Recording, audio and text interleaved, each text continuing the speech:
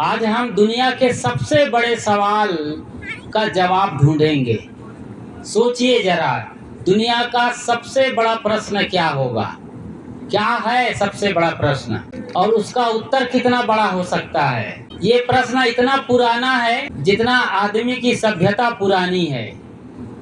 प्रश्न पुराना तो है, लेकिन आज भी ज्यों का त्यों नया खड़ा हुआ है और सब आदमी इस पर माथा पच्ची कर रहे हैं। मरने के पहले हर आदमी इस प्रश्न का उत्तर जानना चाहता है। कोई बिरला लाखों करोड़ों में एक आध जानता है। वो सवाल कौन सा हो सकता है? वो प्रश्न कौन सा है जिसे हर कोई जानना चाहता है, समझना चाहता है, लेकिन करोड़ों करोड़ों में कोई बिरला उसे समझ पाता है। और वो उतना पुराना सवाल आज भी नित्य नूतन और नया है, सबके सामने खड़ा है। और मरने के पहले तो और वो सवाल बड़ा हो जाता है। वो सवाल है, ईश्वर क्या है? ईश्वर कहाँ रहता है? ईश्वर क्या करता है? ईश्वर संबंधी ये सवाल न सिर्फ धर्म के देश भारत का है, बल्कि बाकी दुनिया के कई देशों में ये सवाल पूछा गया है। इस सवाल की गहराई में उतरें और इसका उत्तर तलाश करें, इसके पहले अकबर के दरबार में चलते हैं। अकबर, सम्राट अकबर जिन्हें कहा जाता है, उनके 9 दरबारी थे। 9 दरबारियों में एक दरबारी का नाम था, क्या नाम था? बीरबल। अकबर और बीरबल की कहानी बड़ी मशहूर है। एक दिन पूरी सभा लगी हुई थी। अकबर राज सिंहासन पर बैठे थे, 9 दरबारी थे और बाकी पूरी जगह में, एक बड़े इलाके में जनता जनार्दन भी बैठी हुई थी। अकबर ने बीरबल से सवाल किया। अकबर सवाल करते हैं बीरबल से, बीरबल बताओ, ईश्वर कहाँ रहते हैं? ईश्वर के दर्शन कैसे हो सकते हैं? और ईश्वर क्या करता है? ईश्वर कैसा है, कहाँ रहता है और क्या करता है? सभा में सन्नाटा पसर गया। सब एक दूसरे को ताकने लगे कि अब बीरबल क्या कहेंगे। बीरबल भी एकदम चुप। ये कोई छोटा मोटा सवाल नहीं है खिलौना वाला कि इधर 10 पैसा दो और उधर से खिलौना मिल जाए। बड़ा गंभीर प्रश्न है ये। आज भी इसकी गंभीरता बरकरार है। बीरबल चुपचाप खड़े हैं, मौन। और आखिर में मौन तोड़ते हुए कहते हैं, हुजूर, मौका दिया जाए, मैं घर चलता हूँ और आराम से इसका उत्तर ढूंढ करके लाता हूँ। बीरबल वहां से चल दिए। घर आए तो चेहरा उतरा हुआ है, उदास, हताश और निराश। छोटा बालक, उसका छोटा बालक देखता है कि आज पिताजी पहली बार सभा से आ रहे हैं, दरबार से आ रहे हैं और उदास दिख रहे हैं। आते तो रोज हैं, लेकिन आज उदास दिख रहे हैं। बच्चे जल्दी पढ़ते हैं अपने माँ बाप के चेहरों को। बच्चों की आंखें बिल्कुल निर्मल हैं, बुद्धि भी निर्मल है और हृदय भी निर्मल है। जल्दी से पढ़ लिया कि पिताजी परेशान हैं, कोई तो बात है, और बड़े प्यार से उनके करीब गए और कहा कि आज आप अच्छे नहीं लग रहे हैं, आज आपका चेहरा उतरा हुआ है, आप खुश नहीं हैं जैसे कि रोज होते थे और हमें पुचकारते थे, अपने गले से लगा लेते थे। आज क्या हो गया है पिताजी? बीरबल ने कहा, बेटा, ये तुम्हारे बस की बात नहीं है। तुम्हें बताने लायक ही सवाल नहीं है। मैं क्या बताऊं? बहुत बड़ा धर्म संकट है।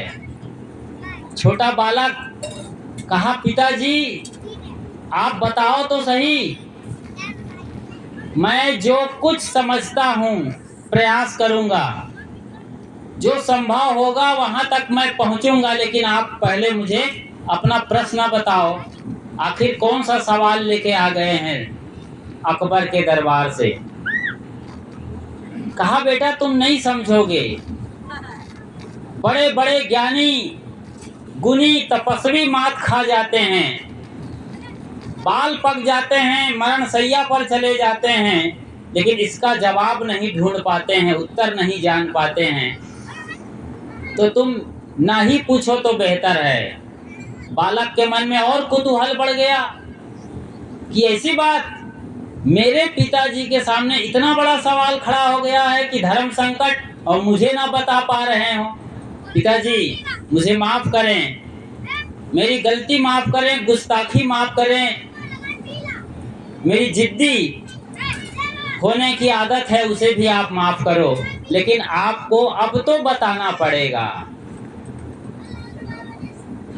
बीरबल से रहा नहीं गया। बेटा आखिर बेटा होता है, उसी का कलेजे का टुकड़ा है, और इतने प्यार से अपने बाप को पूछ रहा है तो बाप कैसे इनकार कर सकता था।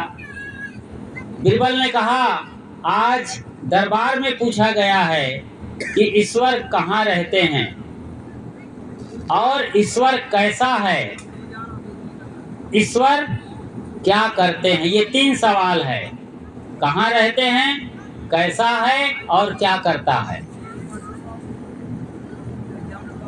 कहा, पिताजी आप इसके लिए परेशान हो रहे हैं, इतने छोटे सवाल के लिए आप इतने परेशान, वो भी जाने माने मंत्री हैं आप, प्रधानमंत्री हैं अकबर के, प्रधान सलाहकार, और आपका नाम है दुनिया में, आप इतने सूझबूझ के हैं जिसकी लोहा दुनिया मानती है, और आप इन 3 सवालों से निरुत्तर हो रहे हैं।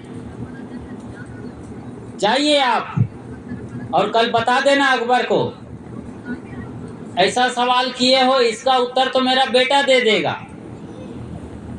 बीरबल अवाक, लेकिन अपने बेटे पर चूंकि उनका कलेजे का टुकड़ा था, भरोसा आया और कहा, बेटा तुम कैसे बताओगे, कुछ भरोसा तो मालूम पड़ता है, लेकिन बता कैसे पाओगे, तुम्हें पता नहीं है।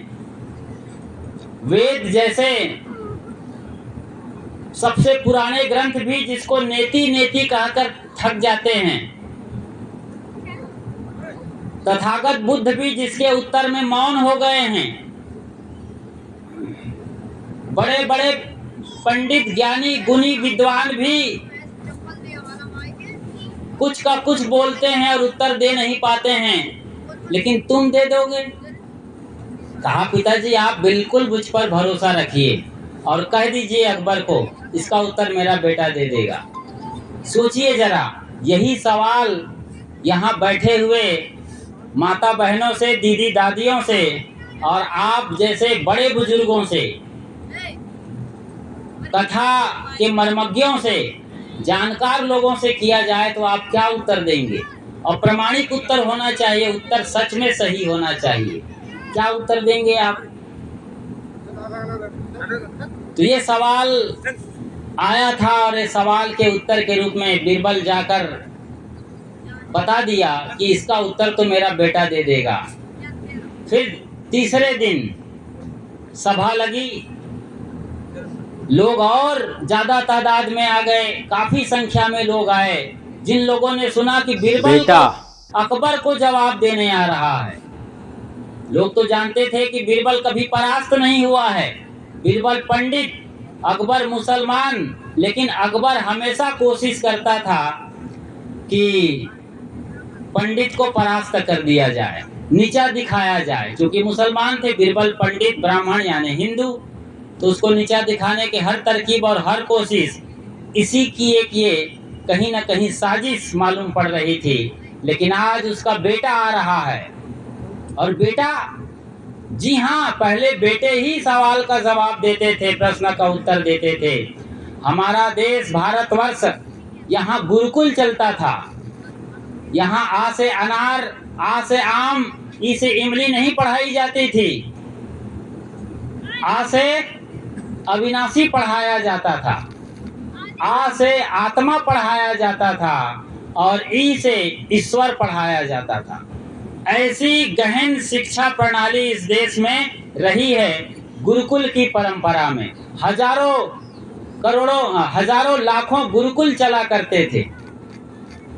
जब अंग्रेज आए तो मैकाले ने सब गुरुकुल को नष्ट करके अंग्रेजी विद्या को यहाँ डाल दिया है और आज बच्चे A for apple, B for bat, C for cat पढ़ रहे हैं, कास थीटा साइन थीटा पढ़ रहे हैं। क्या क्या पढ़ाई जाती है अलग अलग विषयों में, जिसका जीवन में कोई उपयोग नहीं होता है। तो गुरुकुल में पढ़ने वाले बच्चे बड़े कुशाग्र बुद्धि के होते थे और बड़े ज्ञानी होते थे। तभी तो इस देश को राम मिला, कृष्ण मिले, ध्रुव प्रहलाद मिले, बुद्ध महावीर मिले, सहजोबाई, मीराबाई, राबियाबाई मिली। और आज भी आपके मंच पर देखिए, ये दोनों बहनें एक ही माँ की संतान हैं। इनकी एक तीसरी बहन है, वो भी साध्वी है। तीनों सगी बहन हैं। ये 8 बहनें होती हैं, इनमें से 3 बहन सदा सदा के लिए घर बार त्याग कर बैराग पूर्ण जीवन जी रही है। और जहाँ से आई हैं वहाँ हर गांव में कोई ना कोई सन्यासी, फकीर, त्यागी, बैरागी मिल जाएगा। कोई गांव नहीं होगा जिसके गांव से कोई साधु ना निकला होगा। छत्तीसगढ़ धान का कटोरा कहा जाता है। वो लोहा का भी कटोरा है, सीमेंट का भी कटोरा है और साधु संतों का भी कटोरा है। कटोरा मतलब खदान, जहाँ अपार और प्रचुर मात्रा में ये सब निकलते हैं। हर 10, 15 या 25 किलोमीटर पर एक आश्रम मिलेगा और सबसे ज़्यादा कबीरपंथी साधु संत उसी छत्तीसगढ़ में है। और उस छत्तीसगढ़ के तमाम बड़े सद्गुरु संत देश भर के बड़े बड़े आश्रम, मठ, मंदिर और गुरुद्वारों को संभाल रहे हैं। यही नहीं, देश के बड़े बड़े पदों में, विज्ञान के, इतिहास के, भूगोल के सब बड़े बड़े जो नौकरशाही वाले पद होते हैं वहाँ पर भी विराजमान हैं। तो बचपन से जब ज्ञान और ध्यान मिलता है, सत्संग की धारा बहती है, ज्ञान की गंगा बहती है गांव के गलियों और चौबारों में, तो वहाँ पर ऐसे बालक पैदा होते हैं जैसे नचिकेता, जिन्होंने यमराज को ललकारा था। कहानी सब जानते हैं। लेकिन आज बात करते हैं बीरबल के बेटे की। सभा लगी थी, हजारों की संख्या में लोग बैठे थे। अकबर जब बीरबल के बेटे को आता हुआ देखा अपने सिंहासन के ठीक सामने, तो वो भी अवाक रह गया। ये बेटा, ये बच्चा उत्तर देने वाला है। आज बड़े बड़े जहां हिम्मत हार जाते हैं, ये बेटा। अकबर मुस्कुराते हुए बीरबल के बेटे को नजर भर निहार कर पूछते हैं, बताओ बेटा, तुम्हारा परमात्मा कहाँ रहता है? तुम्हारा ईश्वर कहाँ बैठता है? चुपचाप खड़े रहे बीरबल के बेटे और पल भर मौन होकर के फिर अकबर की ओर ऊपर देखकर कहते हैं, बादशाह, लगता है आपको आतिथ्य करने नहीं आता है। अकबर भी शक पकाया आतिथ्य सुनकर, क्योंकि कोई भी नया मेहमान आए किसी के घर में, किसी के दरबार में, किसी के आंगन में, तो पहले स्वागत किया जाता है। अकबर को लगा गलती तो हो गई हमसे, आतिथ्य हमने वाकई में नहीं किया। कहो बेटा, क्या आतिथ्य करें? अरे मैं नन्हा मुन्ना बालक हूं, तो कम से कम मेरे लिए दूध तो मंगाओ। कटोरा भर तुरंत दूध मंगाया गया। बैठ गया वो और कटोरा एक हाथ में ले करके दूसरे हाथ की उंगली से ऐसे ऐसे चलाने लगा, मथने लगा उसको, बराबर उंगली से टटोल रहा है। अकबर देख रहा है कर क्या रहा है, क्या गर्म है दूध जो पीने के लिए ठंडा कर रहा है। लोग भी हैरान हैं, ये कर क्या रहा है बालक। अकबर से रहा नहीं गया, पूछा बेटा बताओ क्या ढूंढ रहे हो तुम दूध में। तो उस बच्चे ने कहा कि मैं इसमें घी ढूंढ रहा हूँ, घी ढूंढ रहा हूँ कि घी कहाँ है। अब अकबर भी शक पकाया, घी तो वाकई में दूध में ही होता है, घी कहीं बालू से तो निकलता नहीं, बालू पेरने से, घी तो दूध से ही निकलेगा और दूध में ही घी पाया जाता है। एक झटके में करंट लगा कि बच्चा सही दिशा में जा रहा है। लेकिन कहा बेटा केवल उंगली चलाने से, खोजते रहने से तो घी नहीं बनने वाला है, ना घी मिलने वाला है। घी मिलने के लिए कुछ जानते भी हो कि नहीं, कहे आप ही बता दो। अकबर ने कहा कि कम से कम 8 प्रकार की प्रक्रिया होती है, तब जा करके दूध में से घी निकलता है। कहा अच्छा 8 प्रकार की, कहे क्या क्या। बच्चा बोल रहा है बताओ क्या क्या 8 प्रकार की प्रक्रिया है। तो वो सब जानते हैं क्या करना पड़ता है। हमारी माता बहनें रोज दूध जमाती है और फिर घी निकालती हैं, उनको मालूम है, आप सब भी जानते हैं। पहले दूध को गरमाना पड़ता है, ये पहली प्रक्रिया है। फिर उसमें जब उंगली सहने लायक गर्मी रह जाए, हल्की फुल्की गर्मी, तब जामन डाला जाता है, जरा सा वो दही का अंश डालना पड़ता है। फिर उसको जमा दिया जाता है किसी सुरक्षित जगह में जहाँ हलन चलन और हिलना डुलना ना हो उस दही का। इंतज़ार किया जाता है कम से कम 8-7-8 घंटे या रात भर, तब सुबह दही बनता है वो दूध। ये प्रक्रिया चल रही है 8 प्रकार की। फिर उस पर मथानी चलाई जाती है। आजकल आधुनिक मथानी आ गई है, मशीन वाली, प्लग कर देते हैं और हांडा में या भगोना में मशीन चलने लगती है और मक्खन तैयार होता है, क्रीम तैयार किया जाएगा। फिर उस क्रीम को निकाला जाएगा, गरमाया जाएगा, तपाया जाएगा, तब जा करके उसमें से घी निकलता है। तब उस बच्चे ने कहा जहाँ पना आपने तो अपने ही सवाल का उत्तर दे दिया कि हमसे आपने पूछा है कि तुम्हारा परमात्मा कहाँ रहता है, कैसा है। उत्तर यही है, बिना तपे, बिना तपस्या किए कोई ईश्वर को जान नहीं सकता है कि ईश्वर कैसा है। तपना पड़ेगा, खपना पड़ेगा। यम, नियम, आसन, प्रत्याहार, धारणा, ध्यान, समाधि, ये अष्टांगिक योग हैं पतंजल योग दर्शन के मुताबिक। ऐसी कई तपस्या की विधियां हैं, ध्यान से, मौन से, एकांतवास से, स्वयं के दर्शन से, आत्मा साक्षात्कार से ईश्वर के दर्शन होते हैं। ईश्वर है लेकिन ढूंढना पड़ता है, खोजना पड़ता है, तपस्या करना पड़ता है। तो ठीक वैसे ही मिलेगा जैसे दूध में घी। अकबर के साथ साथ पूरी सभा ने लोहा मान लिया, दांतों तले उंगली चबा लिया कि बिल्कुल सही उत्तर दिया है बीरबल के बालक ने। वाह, जैसा बाप उससे भी बढ़िया बेटा, वैसा ही बेटा है। होनहार बीरवान के हो चीकने पात। अभी से बीरबल के गुण इनमें नजर आने लगे हैं।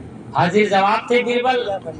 शायद बीरबल अपने बेटे को यहाँ कहीं ना कहीं प्रयोग करना चाहता था, वो सफल होता हुआ दिख रहा है। अकबर ने कहा बेटा दूसरा सवाल है।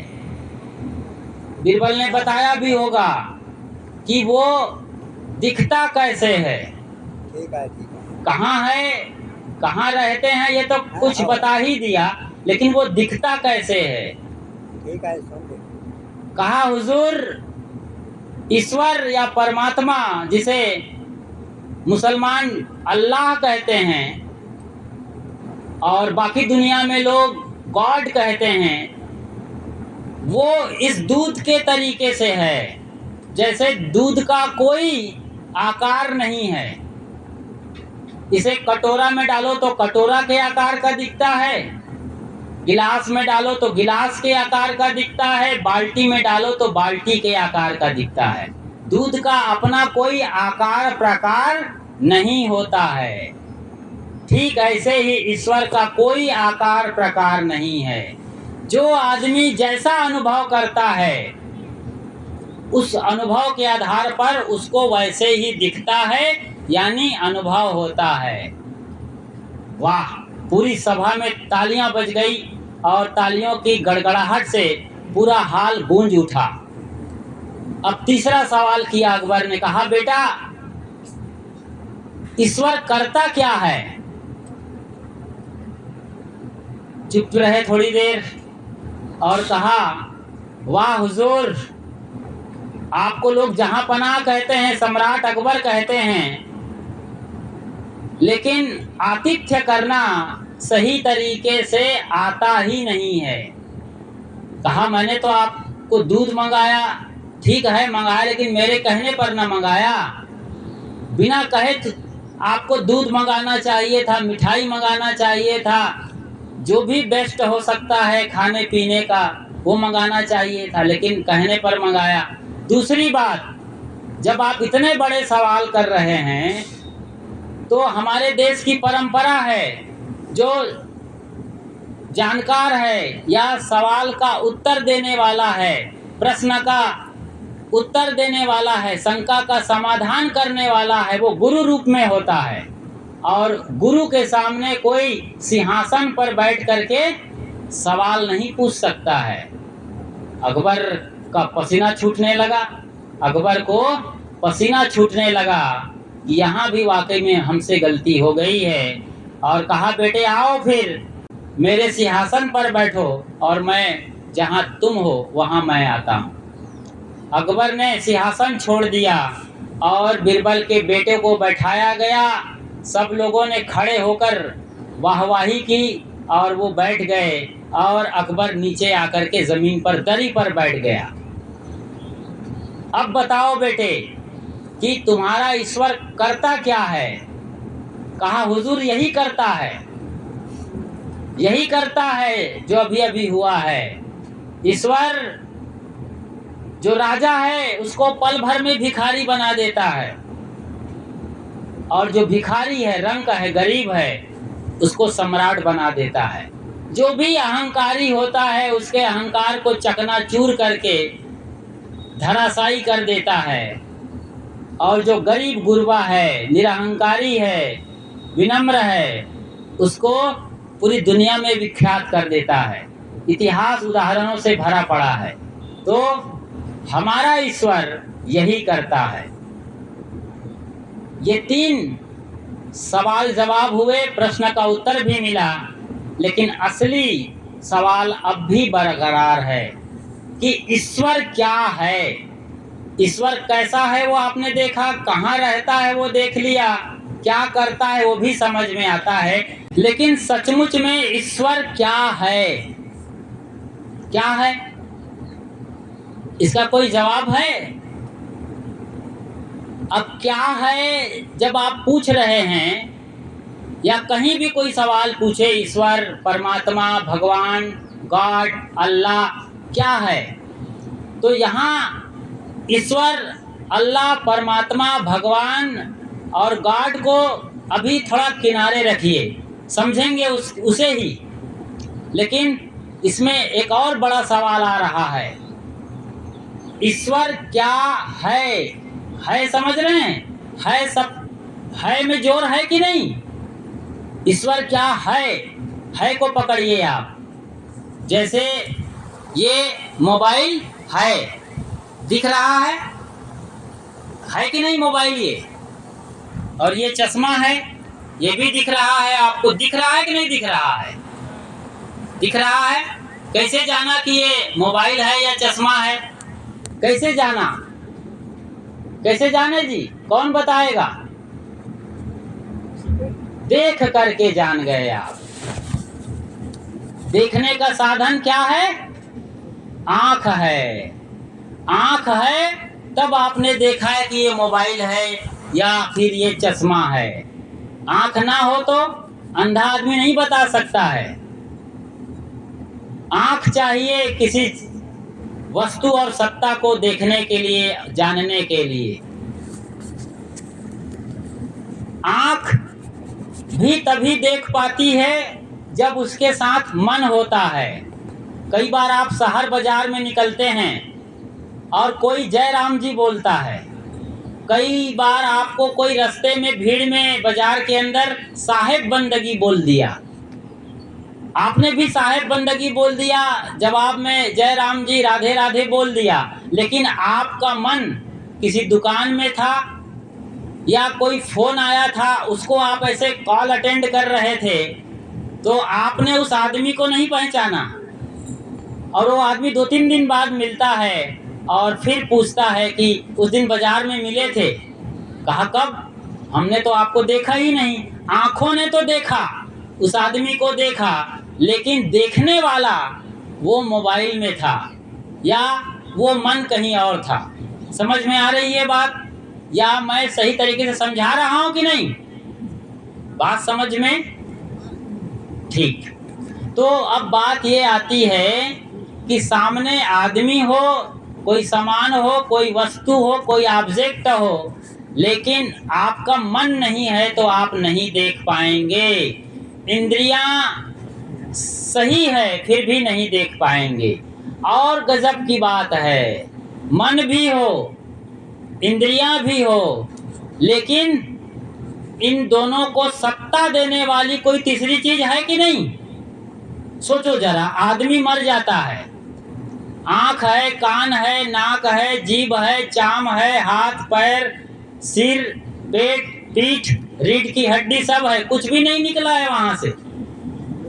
जैसे जिंदा था 5 मिनट पहले, अब मर गया, कोई फर्क नहीं है। लेकिन वो मुर्दा ना अपने को जानता है ना दूसरे को जानता है। क्यों नहीं जानता? बोलिए, क्यों नहीं जानता? जोर से बोलिए ना, तब तो हम समझेंगे कि आप लोग भी जिंदा हैं, वरना हम किसको कथा सुना रहे हैं, सत्संग सुना रहे हैं। बोलिए, मुर्दा में से क्या निकल जाता है जी? जोर से बोलिए। आत्मा निकल जाती है। तो कोई सत्ता है वो निकल जाती है, कोई ऊर्जा है वो निकल जाती है, जिसे विज्ञान सोर्स ऑफ एनर्जी कहता है, वो निकल गया। तो फिर वो आदमी अभी जिंदा था, माटी का ढेला हो गया। जिसके निकल जाने पर बाप बाप नहीं रह जाता, जिसके निकल जाने पर माँ माँ नहीं रह जाती, जिसके निकल जाने पर गुरु गुरु नहीं रह जाता और चेला चेला नहीं रह जाता। है तो कोई वो, क्या है वो? और उसके होने से ही ये मोबाइल है, ये चश्मा है। ऐसे ही अब आप सोचिए जरा, समझिएगा। आपको थोड़ी सी चोट लग सकती है, आपको बुरा लग सकता है कि आपकी इंद्रियां हैं, मन है, शरीर है और आपकी चेतना है, तब तक वो ईश्वर है, वो भगवान है, वो अल्लाह है, वो गॉड है।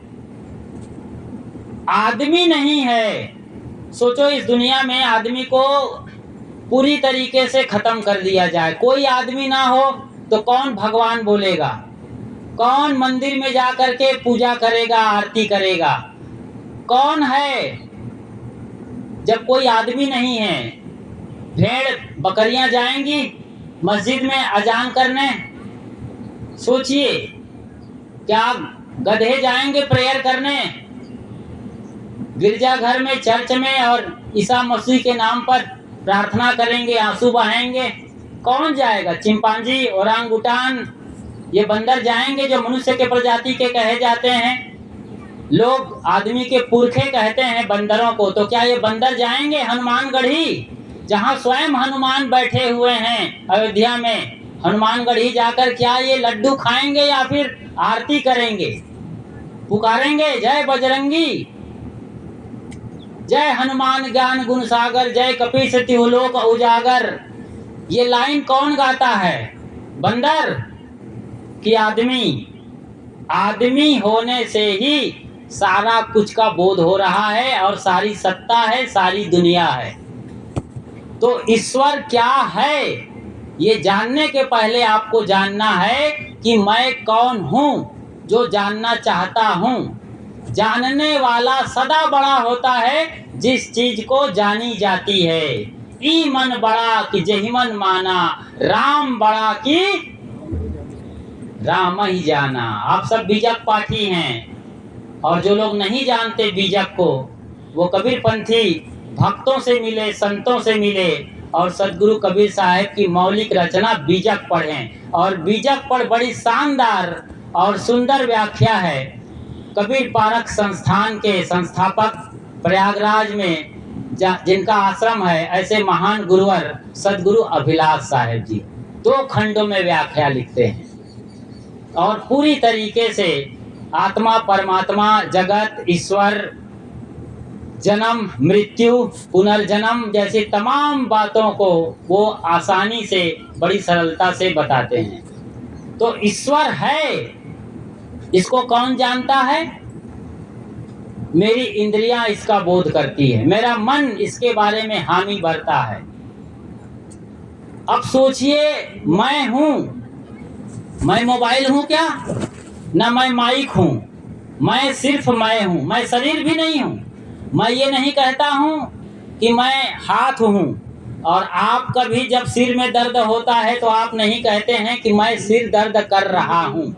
मेरा सिर दर्द कर रहा है, मेरा हाथ है, मेरा पैर है, ये सब आप बोलते हैं। तो मैं और मेरा सब अलग होता है। मैं वो सत्ता हूँ जहाँ से आवाज निकल रही है। अभी हमारी बहन बता रही थी कि मैं अलग हूँ और इसे जानने के लिए जिनको मुझे जानना है वो सत्ता भी अलग है, चीजें अलग हैं। तो मैं और ये मेरा मन भी मेरा गुलाम है, मेरी इंद्रियां भी गुलाम है। अब आप बड़ी गहराई से सुनिए, आपके भीतर जो चेतन सत्ता जनैया जीव और रमैया राम बैठा है, उसका गुलाम मन है और मन का गुलाम आपकी इंद्रियां हैं। आपका गुलाम आपका मन है, मन की गुलाम इंद्रियां हैं और इंद्रियों का गुलाम क्या है? ये मोबाइल है। इंद्रियों का गुलाम है, ये चश्मा भी इसी का गुलाम है, ये माइक भी इसी का गुलाम है। और कैसे कहूँ इतनी बड़ी सच्चाई कि आपके मन इंद्रियों का गुलाम वो ईश्वर है जिसके बारे में आपको बताया जाता है, जो आपने अब तक किताबों में पढ़ा है, पुराणों में पढ़ा है, वेद में पढ़ा है, जिंदा वेस्ता और बाइबिल में पढ़ा है और भी तमाम किताबों में, जिनके बारे में आज आचार्य महंत चर्चा करते हैं, महामंडलेश्वर और शंकराचार्य चर्चा करते हैं, संत और गुरु चर्चा करते हैं। और बाकी दुनिया में मक्का और मदीने में जिसके बारे में अजान और नमाज अदा की जाती है, यरूशलेम बैथलेहम में जाकर लोग प्रेयर करते हैं सारे ईसाई। और आप यदि अपने को हिंदू समझते हैं, कट्टर सनातनी कहते हैं, तो उसके लिए आप कहाँ जाते हैं? हरिद्वार, काशी, मथुरा, गोकुल, प्रयागराज और साउथ इंडिया में रामेश्वरम तक की यात्रा करते हैं, तिरुपति बालाजी होते हुए। कोलकाता की काली माई से लेकर मुंबई की मुंबईया देवी और रामेश्वरम भारत के एकदम नीचे बॉटम हिस्से से लेकर सीधे वैष्णव देवी तक जाते हैं, उसी को जानने और समझने के लिए। कौन जाता है? कौन जानना चाहता है?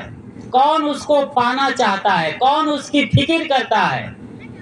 सोचिए, वो ईश्वर जिसे सर्वत्र कहा गया है, सर्वशक्तिमान बताया जाता है, सर्वत्र है, वही परिव्याप्त है, सर्वशक्तिमान है और सर्व अंतर्यामी है, मतलब सब कुछ जानता है। लेकिन उस ईश्वर को इतना पता नहीं है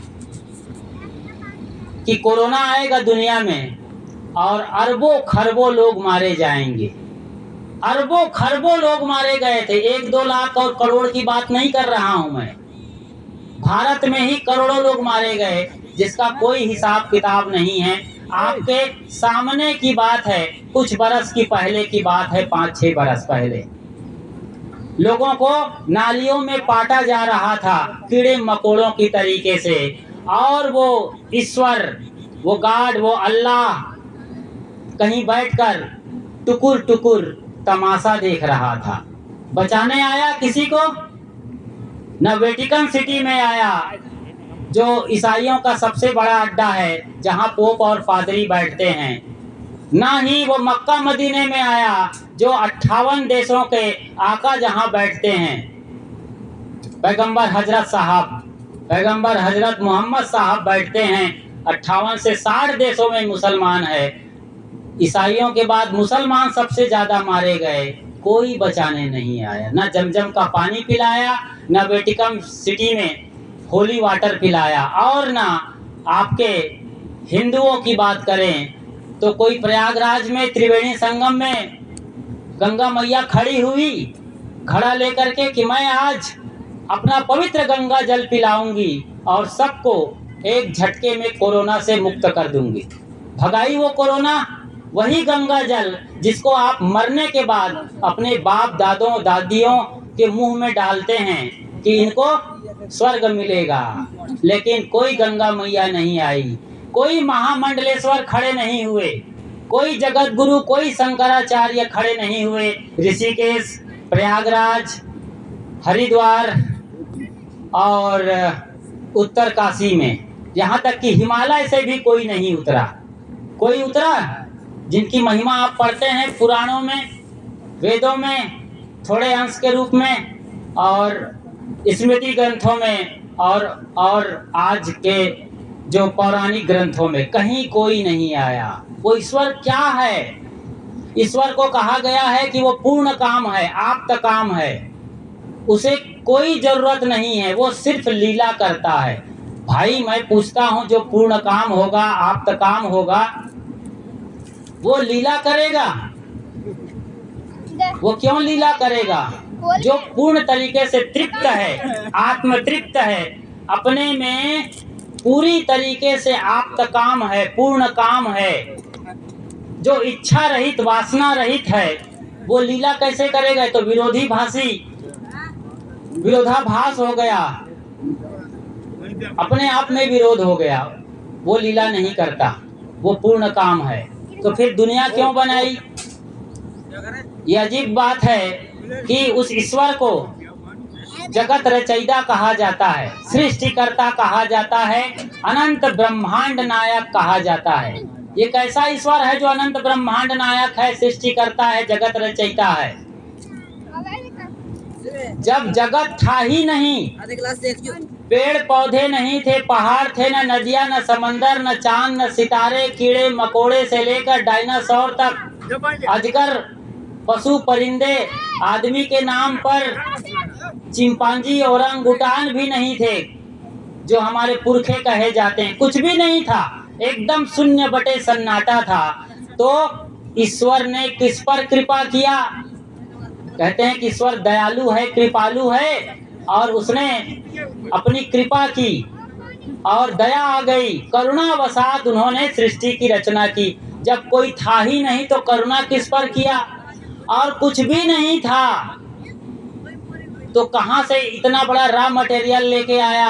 इतनी सारी मिट्टी, केवल अपनी गैलेक्सी की बात करें, अपने आकाश गंगा की ही बात करें, जिसके मूल में सूरज है, उसके चारों तरफ और 8-9 ग्रह, पृथ्वी, बृहस्पति, प्लूटो वगैरह तैर रहे हैं। केवल अपने ही आकाश गंगा की बात करें, हालांकि वैज्ञानिकों ने अब तक लाखों करोड़ों आकाश गंगा या गैलेक्सी होने की बात कर रहे हैं। मतलब हमारी पृथ्वी से हजारों गुना बड़ी बड़ी हजारों पृथ्वियां हैं, हमारे सूरज से जिसके साथ रोज आमना सामना होता है सुबह सवेरे, अभी हम प्रचंड गर्मी में यहाँ बैठे हैं 45 डिग्री में, ऐसे हजारों सूरज आसमान में है। हम तो केवल अपनी जानकारी की बात कर रहे हैं। तो एक पृथ्वी बनाने के लिए ईश्वर ने, परमात्मा ने, अल्लाह ताला, उस खुदा ने, लॉर्ड या गॉड ने कहाँ से मिट्टी लाया, जब मिट्टी थी ही नहीं। कहाँ से पानी डाल दिया समंदर में, 7 समुद्र बना दिए और नमक लाके उसमें डाल के खारा कर दिया। कहाँ से हवा चलाई, कहाँ से हवा मंगाया होगा जब कुछ था ही नहीं। और सबसे बड़ी बात तो ये है कि जब वो बना रहा था तो कहाँ बैठा था? बैठा था वो किस ठिकाने पर, किस पाटले पर बैठा था जब कुछ था ही नहीं। और उससे भी बड़ा सवाल सदगुरु कबीर साहब पूछते हैं अपने बीजक में कि वो बना रहा था तो कौन बैठ के देख रहा था? कौन देखा है और कौन बताया है पूरी दुनिया को कि ईश्वर ने दुनिया बनाई है, परमात्मा ने इस जगत को रचा है, या अल्लाह ताला ने इस कायनात को इजाद किया है, या इसका क्रिएटर कोई गॉड है? ये कौन देखा, कौन बताया? प्रथम आरंभ कौन को भयऊ, दूसर प्रगट कौन सो ठयऊ। पहले पहल बनता हुआ इस जगत को किसने देखा? कहाँ वो बैठ के देख रहा था? किसने बनाया और कौन है जो बैठ के देखा? आपके वेद भी, जो हिंदू कहते हैं कि हमारे सबसे प्राचीन ग्रंथ मूल वेद है, उस वेद में ये लिखा है को तदर्श प्रथमम जायमाना, मतलब इस जगत को बनते हुए सबसे पहले किसने देखा? वहां भी बड़ा सवाल किया गया है। हो सकता है किसी ने न देखा हो सकता है किसी ने देखा हो, वहां बड़ा गोलमोल मामला है। असल में कहते हैं 1400 करोड़ वर्ष पहले ये जगत अस्तित्व में आया।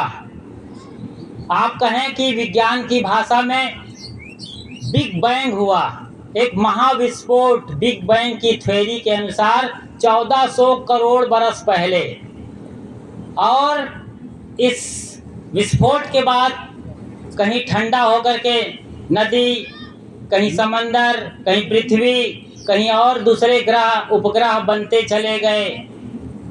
धीरे धीरे इसमें घास फूस उगे, पानी में से अमीबा जैसे जीव जंतु पैदा हुए। एक कोशीय जलीय जीव जंतु अमीबा पैदा हुआ। वहीं फिर मछली, जैसे कि हिंदियों ने कहा कि सबसे पहला अवतार मछली का है, मच्छप अवतार लेकर के वो आता है, फिर कच्छप अवतार, फिर धरती पर वराह यानी सुअर का अवतार आता है, फिर हिरण्यकश्यप आते हैं, फिर राम कृष्ण बन के विष्णु अवतार लेते हैं। ये परंपरा है। विज्ञान भी कहता है कि पहले जल में एक कोशी जंतु आया जिसे अमीबा कहा जाता है।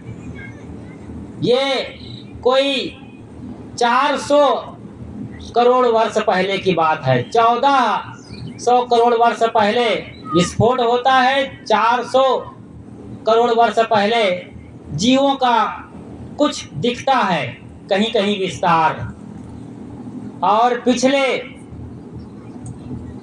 3 से 4 लाख वर्षों के अंदर अंदर मानव का अस्तित्व देखा जाता है। ज्यादा दिन का नहीं है आदमी, 3 से 4 लाख वर्ष।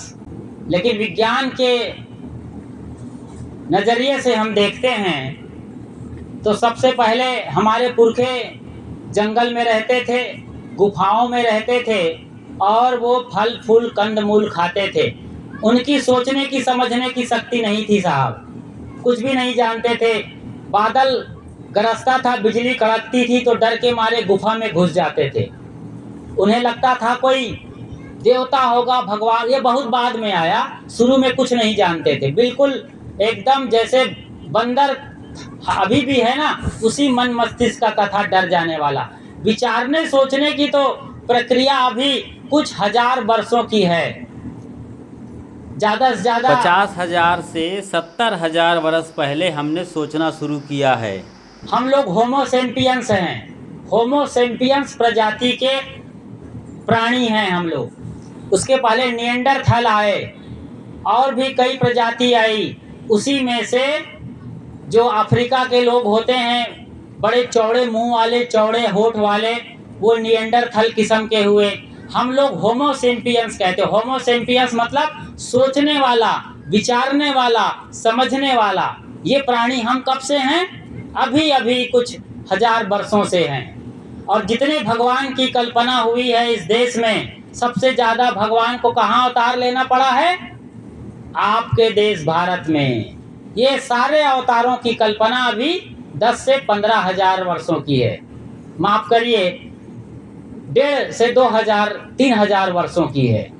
वेदों में भी कोई भगवान की कल्पना नहीं है। चारों वेद को आप पढ़ लीजिए, एक एक शब्द तोड़ तोड़ के पढ़ लीजिए, एक एक अक्षर पढ़ लीजिए। जो वेद 4 से 5,000 साल पुराने बताए जाते हैं, वहाँ ब्रह्मा, विष्णु, महेश, राम, कृष्ण आदि और रणचंडी, दुर्गा, संतोषी जैसे किसी देवी देवता का कोई नामो निशान नहीं है। संतोषी माता तो अभी 1976 की बात है, जब फिल्म वालों ने गीत गाया, यहाँ वहाँ मत पूछो कहाँ कहाँ है संतोषी माँ की बोलो संतोषी माँ। इन्होंने ये संतोषी माता लाया है। ऐसे ही अभी कल्कि अवतार की बड़ी चर्चा चल रही है कि कलयुग में कल्कि आने वाला है। उत्तर प्रदेश आपके ही प्रदेश में बाजू में पड़ता है, वहाँ संभल जिले में मुरादाबाद के आसपास कल्कि का अवतार होने वाला है। पता नहीं कब आएगा।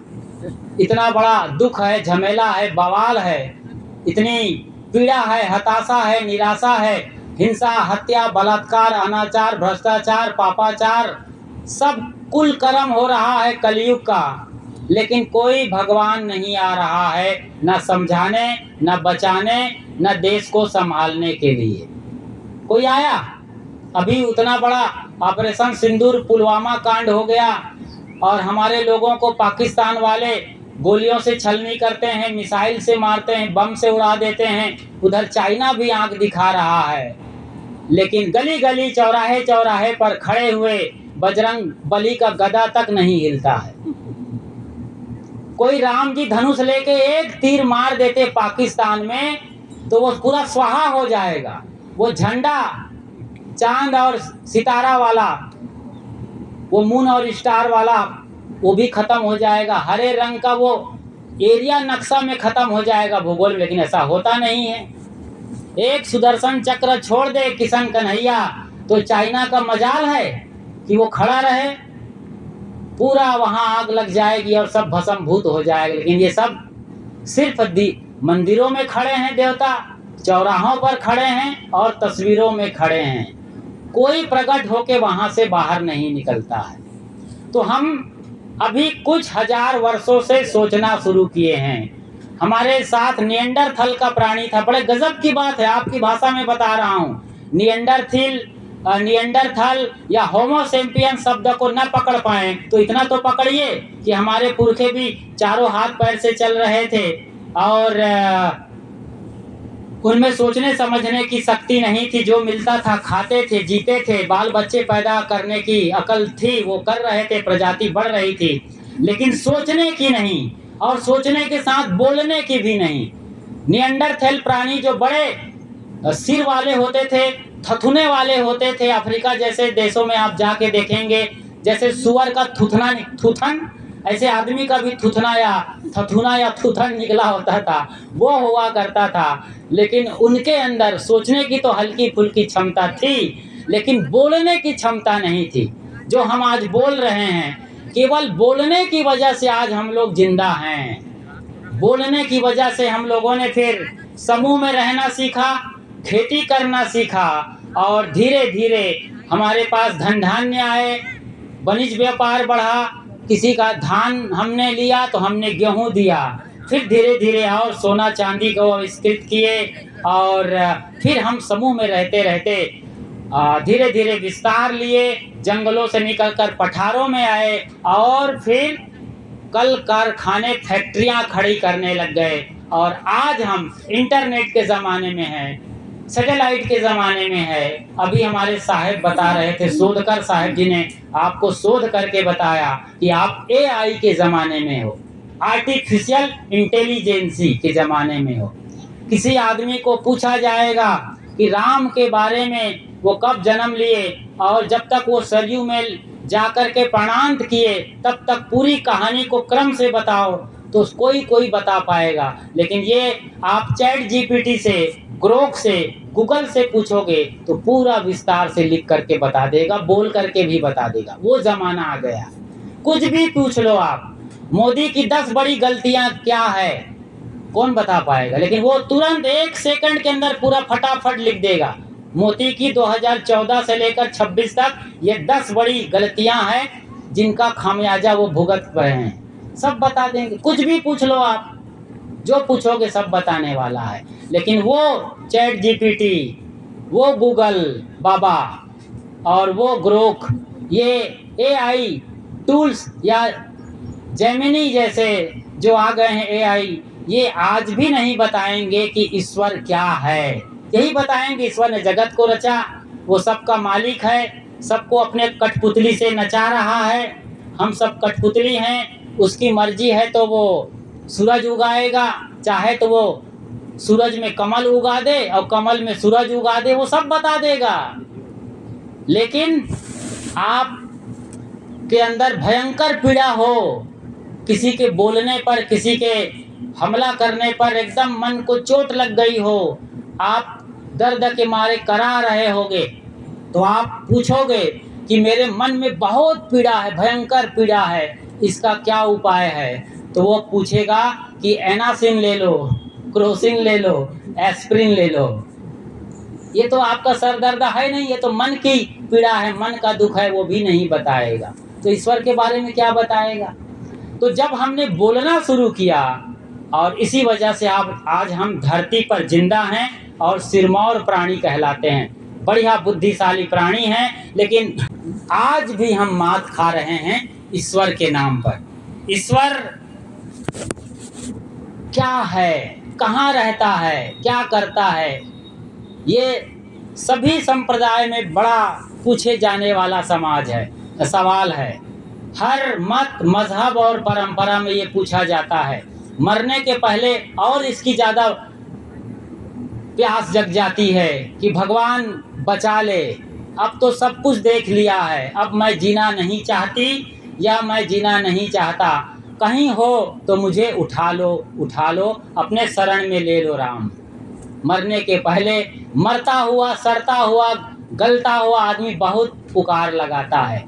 लेकिन ऐसा कोई ईश्वर बैठा हो तब ना आएगा, या अपने यमराज को भेजेगा कि जाओ अपने सोटा ले करके भैंसा पर बैठ करके लाद करके ले आओ, और फिर उसके कर्मों के हिसाब से हम उसका अगला जन्म निर्धारित करेंगे, या नरक में फेंकेंगे या स्वर्ग में टांगेंगे। ये स्वर्ग नरक भी कल्पना है।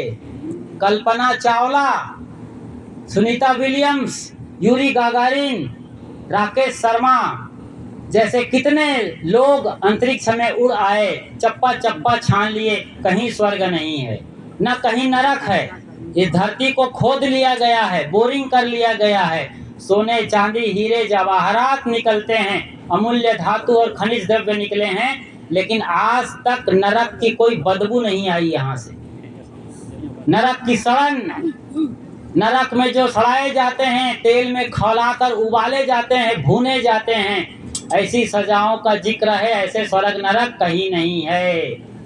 ये तो आदमी को धर्म के रास्ते पर, सत्य के रास्ते पर लाने के लिए अवधारणा है, कल्पना है कि अच्छा करोगे तो पुण्य करोगे तो फिर उसके फल में स्वर्ग मिलेगा, पाप करोगे, बदमाशी करोगे, अनाचार, कदाचार, भ्रष्टाचार, अत्याचार और पापाचार करोगे तो नरक में सड़ाए जाओगे। तो डराने के लिए है, ताकि डर से और लालच से आदमी सत्य के पथ का अनुगमन करे, सत्संग में जाए, और कोई सत्संग में जाता है तो कहीं ना कहीं सच तो मिलेगा ही, सत्य की संगत तो होगी, सच मिलेगा ही मिलेगा। तो ऐसे और इस तरीके से स्वर्ग और नरक की कल्पना की गई है। लेकिन ईश्वर वाला सवाल अब भी खड़ा हुआ है कि ईश्वर कहाँ है। क्यों दुनिया बनाई भाई? ईश्वर यदि सर्वसमर्थ है, सर्वशक्तिशाली है, आप तक काम पूर्ण काम है, सर्वव्याप्त है, तो ऐसे ईश्वर को दुख भरा जगत बनाना चाहिए कि सुखों से आबाद धरती बनानी चाहिए थी? इस संसार को सुख से आनंद से भर देना चाहिए था। यहाँ तो पग पग में, पल पल में दुख और दुख है। जन्म लेना ही सबसे बड़ा दुख कहा गया है भारतीय दर्शन में। जो अध्यात्म है, जो असली दर्शन है, जो असली ईश्वर को खोजा है, वो कहता है कि जन्म लेना ही दुख है। बच्चा जन्म लेते ही रो रहा है, मैं कहाँ आया, मैं कहाँ आया, मैं कहाँ आया। और ना रोए तो घर वाला रोना शुरू कर देंगे, ये क्या हो गया, ये क्या हो गया, हाय राम लल्ला ये लल्ली ना बोल रही है, न चिल्ला रही है, न रो रही है, न रो रहा है, कहीं इसका राम नाम तो बस। तो जन्म से दुख भरी कहानी है आदमी की, और ये दुखों का सिलसिला अंत तक नहीं छूटता है। आप जैसे जनसाधारण की क्या बात करें, जो आपके भगवान माने गए हैं, उनका भी दुख भरी कहानी रही है। जब आदमी अपनी दुखों की कहानी सुनाता है कि बीबी ऐसी है, सास ऐसी है, बजट ऐसे चल रहा है, बीमारियां फैल गई हैं, लड़का कहाँ में नहीं है, लड़की भाग कर शादी कर ली है, आदमी थर्रा जाता है सुनते सुनते पड़ोसी की बात या अपने मित्र की बात, और डांटते हुए कहता है, अरे बंद कर यार, ये क्या राम कहानी सुनाना शुरू कर दिए। बताइए, राम भगवान कहे जाते हैं, उनकी कहानी को दुख भरी कहानी बना दिया लोगों ने। अपनी दुख भरी कहानी मतलब राम कहानी। तो आपके राम भी सरयू में डूब करके प्राणांत किए थे। आखिरी में रामायण में लिखा है, मैं नहीं बोल रहा हूँ, कि आखिरी में अयोध्या के अंदर सांस लेने के लिए एक प्राणी तक नहीं बचा। चींटी, भुनगा, पतिंगा, मच्छर, मकड़ी तक नहीं बची, सब सरयू में समा गए राम के साथ। ये दुखद पहलू है। कृष्ण ने राम अवतार में जब बाली को मारा था, जब राम थे तो बाली को मारा था छुपकर पेड़ की आड़ में। जब राम कृष्ण बने तो फिर क्या हुआ जानते हैं? एक बहेलिया ने ऐसा तीर साधा कि सीधा उनको लगा, और वो जहर वाला तीर था। हिरन समझ के मारा होगा, शिकारी समझ के मारा होगा, माफ करिए शिकार समझ के, कोई पशु जानवर, और वहीं कृष्ण महाराज ढेर हो जाते हैं। ये लिखा है, मैं नहीं। और तो और जगन्नाथ में बैठे हैं ठुनठारी, अपने कर्मन की भोगनियाँ भोगे के पड़ी, ठूठे बैठे हुए हैं जगन्नाथ में, क्योंकि उन्होंने शिशुपाल का भुजा उखाड़ दिया था। शिशुपाल की भुजा उखाड़ी, आप भय हरि ठूठा। ठूठा किसको कहते हैं? जिसके दोनों हाथ ना हो। तो इस तरीके से भगवान भी अपने पाप कर्मों से नहीं बचे हैं, तो आप कैसे बच जाएंगे? उसी भगवान की पूजा करके बचेंगे, उसी ईश्वर की जो सिर्फ कल्पना है, सिर्फ मान्यता है।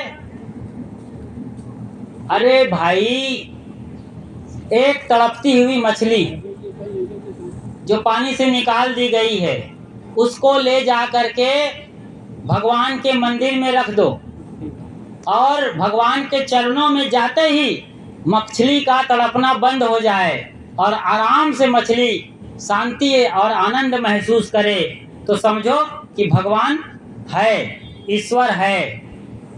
उसी के शरण में जा कर के तड़प तड़प के मछली प्राण दे देती है। वो पत्थर की मूर्ति और आपका माना हुआ भगवान कुछ नहीं कर पा रहा है, तो फिर कैसे ईश्वर है?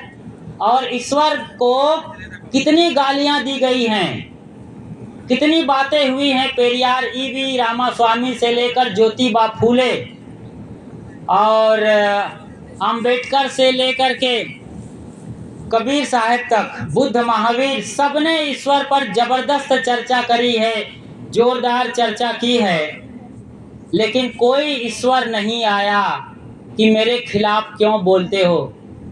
कोई आया मना करने के लिए? कोई नहीं आया है। तो ऐसा ईश्वर जो जगत रचने वाला हो, सबको कर्म फल देता हो और मुक्ति का दाता हो, ऐसा कोई ईश्वर नहीं है। ये जगत अनादि अनंत है। जो तत्व हैं मिट्टी, पानी, आग, हवा, ये पंच भौतिक तत्व अपने गुण धर्मों से सदा से चल रहे हैं, सदा से चलते रहेंगे। अनादि अनंत है ये विस्तार। इनमें अपने निहित द्रव्य गुण धर्म हैं, जिसे विश्व का शाश्वत नियम कहा जाता है। इसको आज विज्ञान भी मान रहा है, लॉ ऑफ नेचर। इसके तहत ये जगत चल रहा है। हम लोग आसमान में हैं, हमारी धरती भी आसमान में लटक रही है। अन्य 9 ग्रहों से ये ग्रेविटेशन फोर्स, गुरुत्वाकर्षण बल से आपस में खींचा हुआ है। इसको कोई शेषनाग नहीं संभाला है और कोई ईश्वरीय शक्ति इसको घुमा नहीं रही है, कोई हवा चलाती भी नहीं है। इस तरीके से कोई ईश्वर सृष्टिकर्ता नहीं है। ये आपने देखा, जब कुछ था ही नहीं तो किस पर करुणा किया, और करुणा करके ऐसा दुख भरा संसार क्यों बनाया। दुखालयम अशाश्वतम कहा गया इस संसार को। ऐसा रोने धोने वाला और वो बैठकर तमाशा देखने वाला ईश्वर क्या जोकर है कि बहुरूपिया जो मजा ले रहा है बैठकर? ऐसा ईश्वर नहीं हो सकता। सृष्टिकर्ता भी नहीं है, क्योंकि जब कुछ था ही नहीं, सब कुछ शून्य था, रॉ मटेरियल नहीं था, तो मिट्टी, पानी, आग, हवा कहाँ से लाया? कौन देखा जगत बनते? किसके प्रमाण को मानेंगे? सब प्रमाण झूठे और फर्जी हैं। भले लोग कहते हैं कि वेद अपौरुषेय हैं, आसमान से वेद प्रभु ने, परमात्मा ने लिखकर भेजा है, ईश्वर का इसमें हस्ताक्षर है। वैसे ही कुरान को वो कहते हैं कि आयतें अल्लाह ताला के खोपड़ी से उतरी है और उसने वहां आसमान से भेजा है। बताओ, आसमान में कोई प्रेस बैठा के रखा है? इंडियन प्रेस, जहां प्रिंटिंग होती है किताब और यहाँ नीचे ज़मीन पर उतरती है, कहीं मंदिर में, कहीं मस्जिद में, गुरुद्वारा और चर्च में। ऐसा कहीं नहीं है। केवल कहने में अच्छी लगती है ये बातें, बड़ी सुहानी लगती हैं, कल्पना अच्छा है, लेकिन ऐसा यथार्थ नहीं है। तो ऐसा ईश्वर कोई नहीं है जो सृष्टिकर्ता हो, कर्म फल देता हो। भाई कर्म आप करोगे तो फल अपने आप मिलेगा। आप मिर्च खाएंगे, पेट जलेगा, पिछवाड़ा जलेगा, तो उसके लिए भगवान की क्या जरूरत है? मिर्च में दाहकता का गुण है, पेट जलेगा ही जलेगा। सूरज तप रहा है कि नहीं? सूरज में गर्मी है, अभी आप झरना के पास जाओ, शीतलता मिलेगी। इसमें ईश्वर की क्या जरूरत है? पूरी दुनिया वो चल रही है, ऑटोमेटिक सिस्टम है, द्रव्य में गुणधर्म है, लॉ ऑफ नेचर है, अपने आप चल रहा है। कोई चलाने वाला ना बनाने वाला कोई नहीं है। कर्म फल ना अपने आप होता है। आप कर्म करोगे आपको उसका फल मिलेगा, पाप करोगे तो पाप की सजा मिलेगी, पुण्य करोगे तुरंत मिलता है। आपने 10 रुपया किसी को दान किया, रोते को हंसाया, किसी बिगड़े को बना दिया, कितनी अपार खुशी होती है कि मैंने कुछ तो अच्छा किया। कलेजा एकदम मस्त हो जाता है, छाती 56 इंच की हो जाती है। लेकिन वहीं आपने चोरी किया, लूटपाट किया, छीना झपटी किया, दूसरे के मुंह से निकाल के कौर खा लिया, चोरी किया, बदमाशी किया, हिंसा, हत्या, डकैती, बलात्कार, अनाचार, भ्रष्टाचार, अत्याचार किया है, तो तुरंत आपकी आत्मा आपको नीचे खदेड़ देती, ढकेल देती है अपने से। आप डरने लगते हैं, कांपने लगते हैं, अपनी स्थिति से नीचे गिर जाते हैं। तो कर्म फल देने के लिए ईश्वर का कोई जरूरी नहीं है, इसकी कोई ज़रूरत नहीं है, ऑटोमेटिक है। आप अच्छा किए, अच्छा महसूस करते हैं, बुरा करते हैं, बुरा महसूस करते हैं। तो भीतर कोई है सत्ता, उसको समझते हैं, उसी को समझना चाहिए। उसी को समझने के लिए सत्संग की धारा बह रही है आपके यहाँ भागमल के पुरा में। भागमल, भाग्यशाली हैं जो आप सत्संग में आए हैं। और भागमल का पूरा, इसमें पूरा माल इकट्ठा करना है। भाग्यशाली हैं, माल असली लेना है और पूर्ण तृप्त हो जाना है, तब भागमल का पूरा पूरा होगा। और राम अवतार जी वर्मा और लोंगा देवी, लोंगाबाई, माफ करिए, लोंगाबाई और राम अवतार वर्मा जी का मिशन पूरा होगा। उनके बेटे अनिल जी या सुनील और मुकेश वर्मा और उसके साथ प्रयास, पीयूष और तमाम बच्चे, सबका ये सार्थक सम्मिलित प्रयास सफल होगा जब आप अपने भीतर उस परमात्मा को दीदार करेंगे। कुछ नहीं, महसूस करिए आप हाजिर हुजूर है हजूर ते ही दूर बतावे, दूर की बात निरासी, पानी में मीन पियासी, आत्म ज्ञान बिना नर भटके, कोई मथुरा कोई काशी, पानी में मीन पियासी। मछली, मीन पानी में प्यासी मर रही है, कोई प्यासी नहीं मरती है, वो तो वहीं पैदा होती है, परिवार पैदा करती है और बड़े मजे से जीती है। हम सब प्यासे हैं इस माया मोह के जंगल में, हम लोग प्यासे हैं इस संसार समंदर में, क्योंकि हम बाहर से तृप्त होना चाहते हैं। तृप्त होने के लिए 1 सेकंड भी नहीं चाहिए। आराम से बैठिए, खुद को देखिए और मंत्र पढ़िए। आशा छोड़ के होए निराशा, कहें कबीर तब क्या, आशा छोड़ के होए निराशा, कहें कबीर तब देख तमाशा। तमाशा देखो ना जी संसार का, आप तो तमाशा बन गए हो, आपको देख के लोग हंस रहे हैं। आपके अंदर परमात्मा बैठा है, यहाँ हृदय में, यहाँ बैठा है। क्या कहते हैं, ईश्वर सर्वभूता नाम हृदय से अर्जुन तिष्ठति। स्वयं कृष्ण कन्हैया कह रहे हैं, ईश्वर सर्वभूता नाम, सभी भूत प्राणियों के अंदर वही वास करता। भूत मतलब जिसके अंदर प्राण है, प्राणी, उसके अंदर वो परमात्मा वास करता है, यहाँ हृदय में बैठा है। हे अर्जुन देखो और समझ करके खड़े हो जाओ। और जो युद्ध क्षेत्र है संसार का, तूफान आता है रिश्ते नाते में, दुख दर्द पीड़ा हिंसा, इस कुरुक्षेत्र में संभल करके युद्ध करो और विजयी श्री हासिल करो। ये उपदेश करते हैं, वो आपको भी उपदेश लग रहा है। हृदय बसे तहि राम न जाना, आपू ही बाउर आप सयाना। यहाँ बैठा है अंगूठे के बराबर हृदय के क्षेत्र में। ये भी एक कहने का तरीका है, आप स्वयं परमात्मा हैं। जब बाहर पाप कर्मों से मुक्त होकर के पुण्य कर्मों में लग जाते हैं, अपना भला करते हुए जगत के भले के लिए सोचते हैं, प्रयास करते हैं और काम करते हैं, तो आपके भीतर वो परमात्मा ही प्रकट हो जाता है। ध्रुव प्रहलाद के लिए खंबा फोड़ के हिरण्यकश्यपु, क्या नाम था उनका, भगवान का क्या नाम था, नहीं भगवान का क्या नाम था, नरसिंह अवतार, नरसिंह के रूप में वो प्रकट होना है। आप ही वो खंबा हो, आपके भीतर वो दिन रात की जरूरत नहीं है, चौखट अंदर बाहर ऊपर नीचे नहीं, वो परमात्मा सदा हाजिर हुजूर है। बस आंख बंद करिए और उसे महसूस करिए और सदा अच्छा कर्म करिए। इस तरीके से आप अच्छा सत्कर्म करते रहिएगा, मस्त होके जीते रहिएगा, तो परमात्मा आपको अपने गले से लगा लेगा, अपने बाहों में आपको भर लेगा। वो परमात्मा आपके साथ है। ये मन तो निर्मल भया जैसे गंगा नीर, पीछे पीछे हरि फिरे कहत कबीर कबीर। वो परमात्मा हमारे भीतर ही बैठा हुआ है। यदि मन निर्मल हो जाता है तो सदगुरु कहते हैं कबीर साहेब, मेरा मन निर्मल हो गया तो मेरा परमात्मा तो बस मेरा ही निहोरे लेने लगा कि कबीर साहब क्या सेवा करें, कहाँ मालिश करें, क्या खिलाएं, हलवा पूड़ी बतासा, जो खाना चाहो बना देंगे, जो कहो सेवा कर देंगे। सारे भगवान लग गए 33 करोड़। साहब कहते हैं कि जब आप अच्छे कर्म करते हैं, मन निर्मल हो जाता है गंगा के जैसे पतित पावनी, तो फिर पूरी सत्ता विश्व प्रकृति आपके लिए हवाएं धोती हैं और अमृत की वर्षा करती हैं। पूरा जगत आपके पीछे लग जाता है, जैसे बुद्ध, महावीर और कबीर के पीछे लगी। ये पूरा संसार उसके पीछे लगा।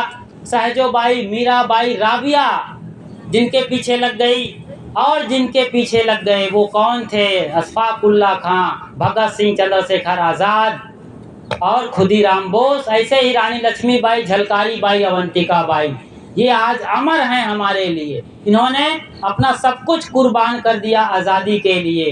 ये तो देश की आज़ादी के लिए लड़े थे। आप अपनी आज़ादी के लिए लड़िए।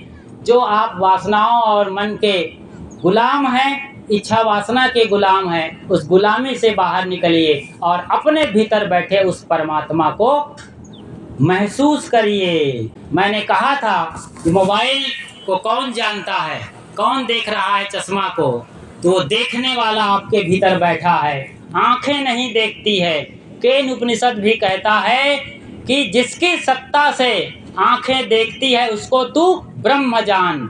ये नहीं कि आंखों में दिखने वाला है वो ब्रह्म नहीं है। कानों से जो सुनाई पड़ता है वो ब्रह्म नहीं है, चाहे जो मंत्र हो जाए, जो वेद वचन हो, वो ब्रह्म नहीं है। आंखों से जो दिखता है, मंदिर, मस्जिद, चर्च, गिरजा घर, गुरुद्वारे और सारे देवी देवता, भगवान, परमात्मा, परमेश्वर, अल्लाह ताला, खुदा, लॉर्ड, गॉड, वो ब्रह्म नहीं है। बल्कि जिनकी सत्ता से ये आंखें देखती है वो ब्रह्म है। कितनी बड़ी बात है। जिसे आप महसूस करते हैं वो भीतर ही बैठा है, तो उसे महसूस करें, उस ईश्वर को। वो ईश्वर आपके साथ ही है। और इसकी विधियां हैं। कभी मौका मिले तो सद्गुरु संतों के निकट जाएं, ध्यान, साधना और समाधि सीखें, अभ्यास करें, तो जीते जी आपको आपके ईश्वर का साक्षात्कार हो जाएगा। तो जानने वाला बड़ा है जनैया जीव से। और तो बहुत छोटी चीज़ है जिसे आप जानते हैं, वो तो आपके गुलाम का गुलाम है। आत्मा का गुलाम मन, मन का गुलाम इंद्रियां, इंद्रियां का गुलाम ये मोबाइल है और ये चश्मा है। ऐसे ही आपका ईश्वर भी इतना गुलामों का गुलाम है। तो इतने नौकर से आप परेशान हो रहे हो, आप मालिक हो। नौकर की फिक्र मत करो और मालिक बनो। तो मालिक बनिए, अपना कल्याण करिए, जीवन को कृतार्थ करिए। इन्हीं शुभकामनाओं के साथ और इस कार्यक्रम के आयोजक राम अवतार वर्मा जी और लोंगोबाई या लोंगा देवी और उनके पूरे परिवार, सुनील जी, मनोज जी के इस सुंदर प्रयास को, जो वो गर्मी में भी यहाँ पर आत्मा की ठंडकता दे रहे हैं, ये बड़ी गजब की बात है कि आप अपनी आत्मा की उस पवित्रता और ठंडकता को महसूस कर रहे हैं 45 डिग्री के भीतर, जो कभी न जन्मता है न कभी मरता है, न जायते मृते वा कदाचित। तो उस परम सत्ता के साथ होइए और निर्भय निडर होकर के जिंदगी जियो और जीते जी कल्याण करो। बोलिए सद्गुरु कबीर साहेब की, सद्गुरु कबीर साहेब की, सद्गुरु अभिलाष साहेब की, साहेब बंदगी साहेब।